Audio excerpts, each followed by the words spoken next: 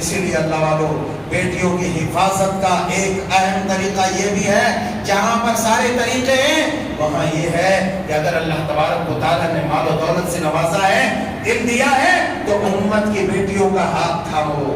ایک سے زائد شادیاں کرو، ایک سے زائد شادیاں کرو، اور امت کی ان بیٹیوں کو جو مکاری کے راستے پر چلنے کے دہانے پر ہے، ان لوگوں کو ایک نام دے کر کے شرافت و کرامت والی زندگی عطا کر دو، عزت و وقار والی زندگی عطا کر دو۔ باقی عورتیں جب یہ بات سنتی ہے تو آپ بولے ہو جاتے ہیں، پریشان ہو جاتے ہیں۔ ایک بات ذہن نشین کر لو، اگر کوئی مرد ایسی جرت و بسالت کرتے ہیں تو اس کے راستے پر ٹانگ نہیں اڑانا چاہیے، البتہ انصاف کو ملحوظ خاطر رکھنا بہت ضروری ہے۔ اتنا سمجھ لے ایک عورت کہ اس کے نصیب میں جتنا ہے، چاہے ایک بیوی رہے یا 4 رہے، اتنا ہی ملنے والا ہے، زیادہ نہیں ملنے والا ہے۔ اس لیے رکاوٹیں نہ بنیں، کیونکہ بہت ساری بیٹیاں ایسی بے راہبی کے شکار ہوتے ہوئے جو ہے چند کوڑیوں کے لیے اپنی عزتوں کو نیلام کرتے ہیں، اور باقاعدہ نیلام کرنا یہ کوئی مشکل ترین کام نہیں ہے۔ جو مشن چل رہے ہیں باقاعدہ مختلف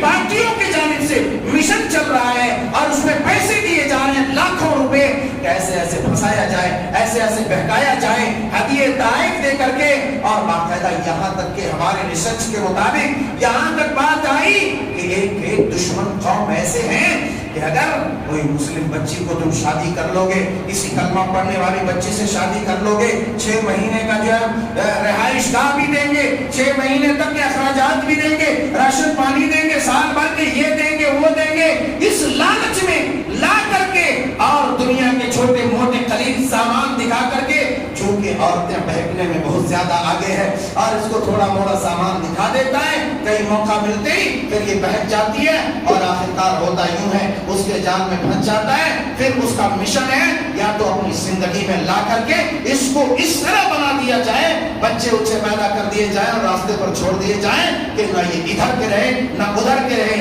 باقاعدہ یہ مشنیں چل رہے ہیں، اور لوگ اس طرح کی مشنریاں چلا رہے ہیں لوگ، تو ہمیں محتاط رہنے کی ضرورت ہے۔ دن بدن یہ بدکاریوں کے فتنے عام ہوتے چلے جا رہے ہیں، اللہ والوں ہمیں ہوشیار ہونے کی ضرورت ہے، اور اللہ تبارک و تعالیٰ